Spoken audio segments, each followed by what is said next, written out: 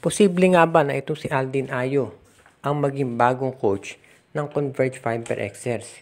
Isa yan dito sa mga tinitignan nating posibilidad ngayon, lalo na at tumabas yung balita na itong si Aldin Ayo daw ay isa doon sa mga tinitignan ng management ng Magnolia. Pero kasing lumabas na report na ito si Aldin Ayo daw ay ready na bumalik sa pagko-coach pagkatapos ng a few months break.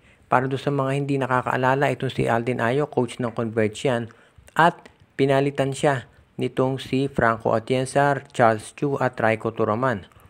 Marami nagsasabi na medyo mahina daw si Aldin Ayo dahil ang sama ng record ng Converge nung siya ang coach. Pero tandaan natin na itong Fiber Xers naman ay ang balita nung nagtatank para makuha si Justin Baltasar. So hindi natin masisisi itong si Coach Aldin Ayo kung naging masama yung record ng Fiber Xers. At ito naman si Aldin Ayo, may proven record yan dito sa collegiate ranks. Kaya sa tingin ko pwede na maging coach yan nitong Magnolia Chicken Templados. Dahil kung bibigyan naman ng tamang pyesa at support ito si Aldin Ayo, makapagde-deliver yan. At sabi nga ng mga fans ng Magnolia, mas mabuti na itong si Aldin Ayo ang kunin nila kaysa naman magtiyaga dito kay Chito Victorero na sa tinagal-tagal ng panahon ay hindi pa rin nakapagbibigay ng kampiyonato dito sa Magnolia Chicken Templados. So ito ngayon ang aabangan natin kung talagang mangyayari. Dahil syempre, kung ikaw Magnolia, malaking bagay kung magpapalit ka ng coach. At bagong sistema yan at napaiiralin. Nakita natin nung si Aldin Ayo naging coach nitong Fiber Xers, ang daming binago dito sa lineup nila. At posible na ganyan din ang mangyari dito sa Magnolia Chicken Templados.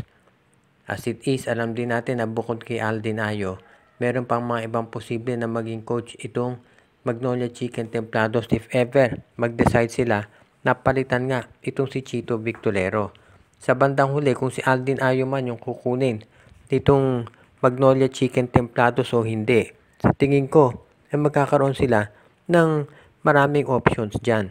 Ngayon, kung ikaw naman ang mga fans ng Magnolia, ang gusto mo kahit si Aldin Ayo yan, si Jamie Alapag, si Topex Robinson o kung sino pa, ang importante mapalitan na si Coach Chito Victorero.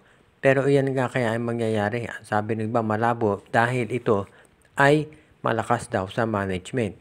So kung ganyan ang sitwasyon, ang mas mabuting gawin ng Magnolia ay kumuha na lamang ng mga players na pwedeng magamit ni Coach Chito Victorero. As it is, marami na mga options dyan. Itong Magnolia Chicken Templados. Alam natin si Arvin Tolentino, isa doon sa mga tinatarget nila. Pati na itong free agent na si Troy Rosario. Pero kung sakasakali, ayun sabi ng mga balita, ito si Tolentino baka sa San Miguel at itong si Troy Rosario naman dito sa Barangay Ginebra, marami pa namang ibang options dyan na pwedeng makuha itong Magnolia Chicken Templados. For example, itong si Kit Datu mula dito sa Rain or Shine Elasto Painters, pwede nilang kunin yan, o kaya si Jonel Policarpio sa NLEX. At itong si Jason Perkins mula dito sa Phoenix Fuel Masters, pati na si Kai Balungay. Kaya ibig sabihin, kahit na maging si Chito Victorero pa rin ang coach ng Magnolia, may chance pa rin sila basta makakuha ng mga tamang player. Siyempre, ang sasabihin naman ng iba ay okay na yung lineup ng Magnolia. At ang problema na lang kaya hindi sila nananalo ay hindi nagagamit ng mabuti ng coach. Pero katulad nga nung sinabi natin, kung wala talagang plano ang management ng SMC na palitan ito si Victorero, mas mabuti na lamang na kumuha ng mga players.